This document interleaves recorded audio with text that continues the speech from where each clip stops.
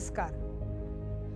आता आपण तुमच्या पाठ्यपुस्तकातील दुसरी संतवाणी पाहणार आहोत, जो एक अभंग आहे आणि या अभंगाचे नाव आहे संत कृपा झाली.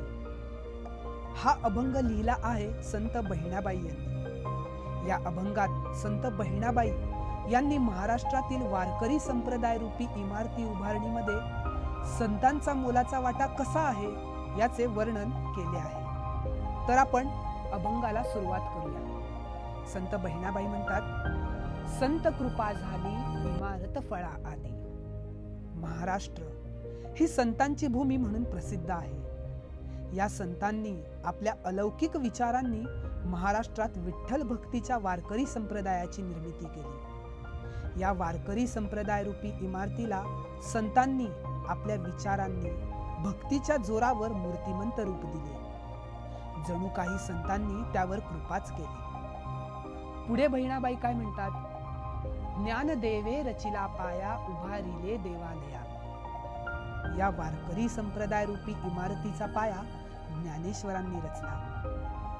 आपले ज्ञान व भक्ती यांच्या जोरावर ज्ञानेश्वरांनी या इमारतीचा पाया उभा केला. वारकरी संप्रदायाची स्थापना केली. त्यामुळेच आज शेकडो वर्ष झाली तरी हा वारकरी संप्रदाय दिवसेंदिवस वाढतच आहे. पुढे बहिणाबाई काय म्हणतात, नामा तयाचा किंकर तेने रचिले ते आवार.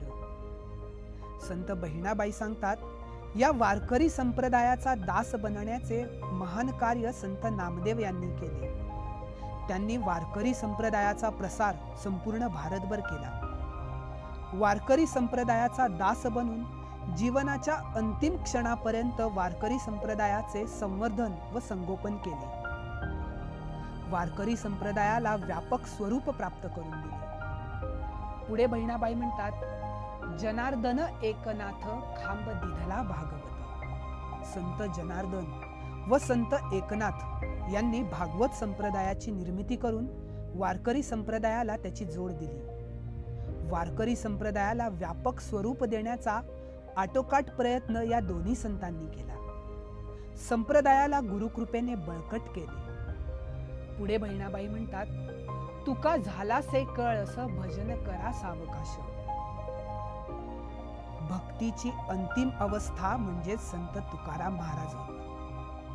ज्ञानेश्वरांनी ज्ञानाच्या साहाय्याने निर्मिती केलेल्या या वारकरी संप्रदाय रूपी इमारतीवर तुकारामांनी आपल्या अलौकिक भक्तीचा कळस चढवून खऱ्या अर्थाने वारकरी संप्रदाय रूपी इमारतीला परिपूर्णता प्राप्त करून दिली.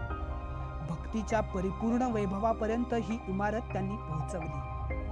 तसेच पूजा अर्चा कर्मकांड यांमध्ये न पडता नामस्मरण म्हणजेच भजन हा भक्तीचा सोपा मार्ग तुकाराम महाराजांनी सर्वांना सांगितला. शेवटी बहिणाबाई म्हणतात, बहिणी म्हणे फडकती ध्वजा निरूपणा केले बोजा.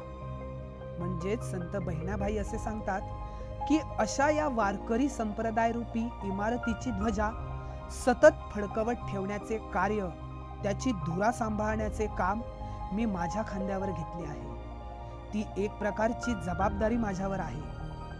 निरूपणाच्या माध्यमातून मी वारकरी धर्माचा प्रचार व प्रसार करत आहे. निरूपणातून मी ती जबाबदारी पार पाडत आहे. तर अशा प्रकारे संत कृपा झाली या अभंगात संत बहिणाबाई यांनी महाराष्ट्रातील वारकरी संप्रदाय रूपी इमारत उभारणीमध्ये संतांचा वाटा मोलाचा कसा आहे याचे वर्णन केले आहे.